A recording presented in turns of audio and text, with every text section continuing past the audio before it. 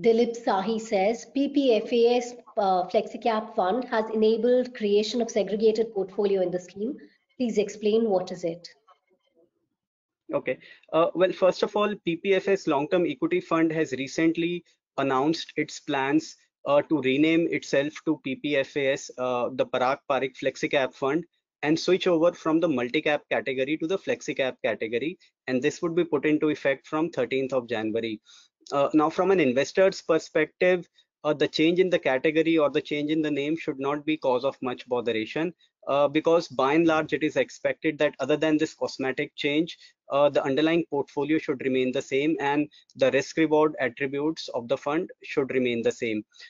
Just to provide a bit of a background, SEBI had recently changed the investment mandate of multi-cap funds, and had Parag Parikh chosen to keep this fund in the multi-cap category only, it would have needed to significantly alter its portfolio.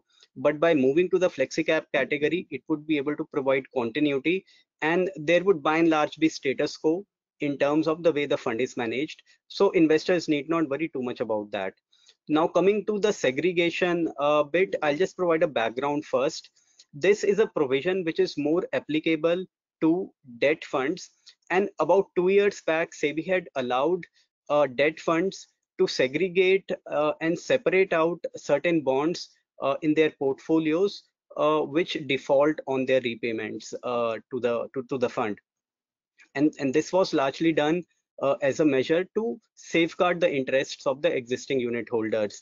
And once, as and when those segregated bonds make repayments, only those unit holders would be entitled to the recovered amount, which were unit holders on the date when the segregation happened.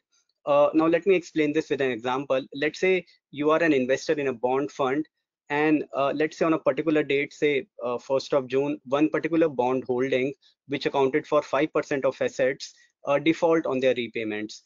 And the fund decides to segregate and separate out these bonds from the main portfolio of the fund.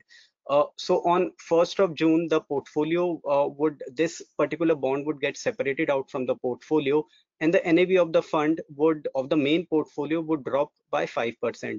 Now, as an investor, let's say you are disappointed with this loss, with this segregation, and 1 month down the line on 1st of July, you decide to exit from the fund. So you redeem your investments and take back the money, whatever you get at the applicable NAV on that date. Now, fast forward 3-4 months, say on 30th of September, the fund eventually is able to recover the money, the dues that it had from this segregated bond. So the recovered amount, this particular unit holder would also be entitled to his proportionate share. So the fund house would look at all the unit holders who were invested in the fund on 1st of June when the segregation happened, and pay the recovered amount in a proportionate share to each of them. So even though this unit holder at the time of recovery was not an investor in the fund, but he would still be entitled to the recovered amount from the segregated portfolio.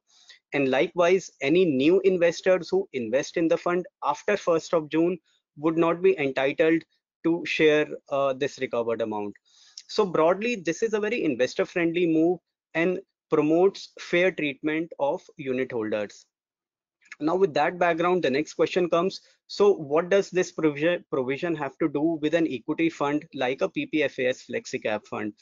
Well, the idea is that even though one normally does not expect equity funds to have any sizable holdings in bonds, but from an investment mandate perspective, they do have the flexibility to invest a certain proportion of their assets in fixed income instruments.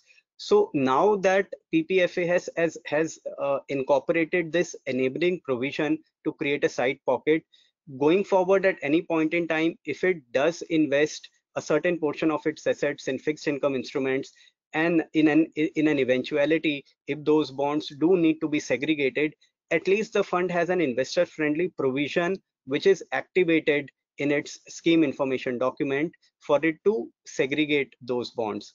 But as I said, in the normal course, I do not expect this provision to be made use of by a fund like PPFS FlexiCap, but the enabling provisions are there, which is a good thing.